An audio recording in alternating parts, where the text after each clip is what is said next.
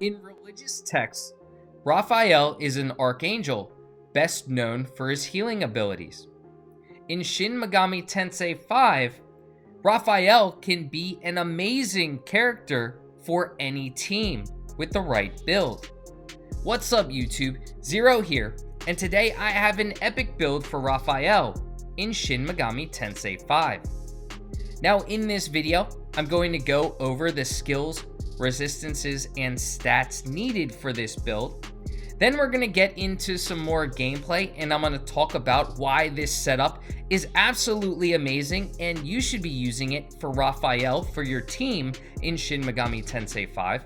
Then stick around for the end of the video where I go over the essences required to get the skills you need for this build. The HP and MP are on the screen at 541 and 395 respectively.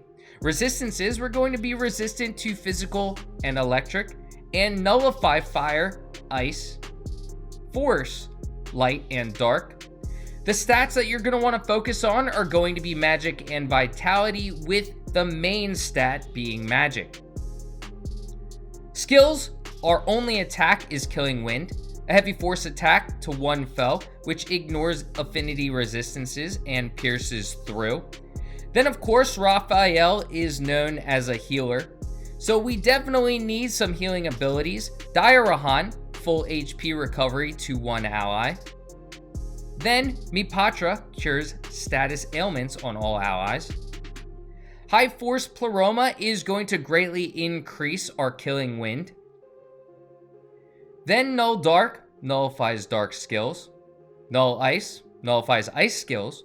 Null Fire nullifies fire skills. And Resist Physical, which strengthens resistance to physical skills.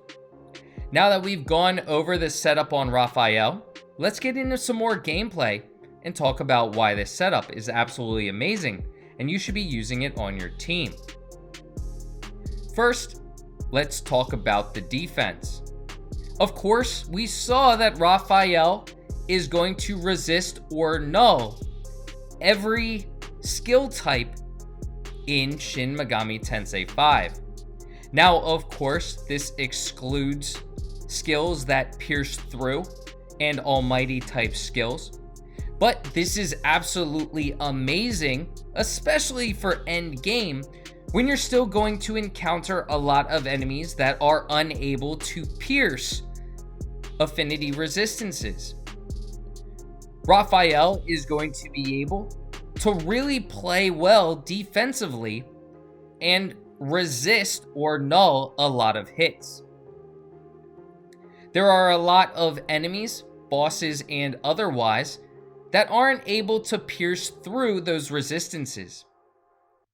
The boss battle you see Zeus, he isn't always able to pierce. He does have an ability that allows him to pierce, but he is not always able to. So when he utilizes that electric type attack, Raphael is well prepared. Furthermore, as you are traversing the area, you're going to be able to play very well against a lot of enemies. So this increases Raphael's survivability. And of course, that's absolutely important, especially when Raphael is going to be providing healing and curing status ailments for your team. So now let's talk about the Archangel's healing abilities.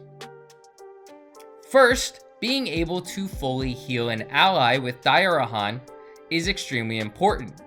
You're going to encounter enemies that hit like a truck in the end game. Zeus, which is a side quest boss battle, Lucifer, Abdiel, Nua are all enemies in the end game who can hit like an absolute truck. Being able to keep your allies alive is going to be critical to surviving those battles. Having Raphael with Diarahan being able to fully heal an ally is going to be extremely important. Furthermore, all of those bosses that I've mentioned are able to inflict status effects. Those status ailments can severely hinder a team's ability to deal damage and also heal itself. Having a demon in your party or an Archangel in this case, that is able to cure all of those status ailments is going to be extremely important. Lucifer is already tough enough and can hit like a truck, but he also does inflict status ailments. So getting rid of those as quickly as possible so you are able to hit him back is extremely important. There are a lot of other bosses, Zeus, Abdiel, that also inflict status ailments, and of course you want to be able to hit them as well. So Mipatra is extremely important on Raphael. And of course, we need an offensive type move, and Killing Wind fits in perfectly. Killing Wind is a force type move that pierces affinity resistances. The reason why this is amazing is really it speaks for itself. Piercing affinity resistances means that you don't have to worry about an enemy reflecting or nullifying your attack. You're going to pierce their resistance and always hit your enemy. If you do the side battle against Zeus, he is weak to force, so Killing Wind is nice to have for that battle as well. Of course, High Force Pleroma is going to enhance our Killing Wind so Raphael can deal more damage. Let me know in the comments section if you have a build similar to Raphael. Do you make it so he has all resistances and nullifies as possible, or do you have something else? His defense is really good regardless. He does have a lot of resistances and nullifications, but adding these makes him even more deadly because of that survivability chance. So now let's talk about the essences you need for this build.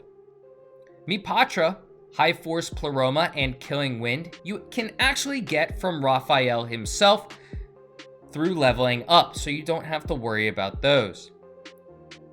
Nullifying Dark, you can get that from Throne. Dairahan and Nullfire you can get from Kamael. You can also get Nullfire from Zhao Gongan. Null Ice you can get from Skady, and Resist Physical you can get from Cerberus. Of course, these are not the only locations you can get these skills, but this is where I got them from. So let me know in the comment section what you think about this build. I hope you enjoyed this video, and if you did, feel free to give it a thumbs up and hit that subscribe button for more Shin Megami Tensei V content. I hope you have a great rest of your day, and until next time, peace.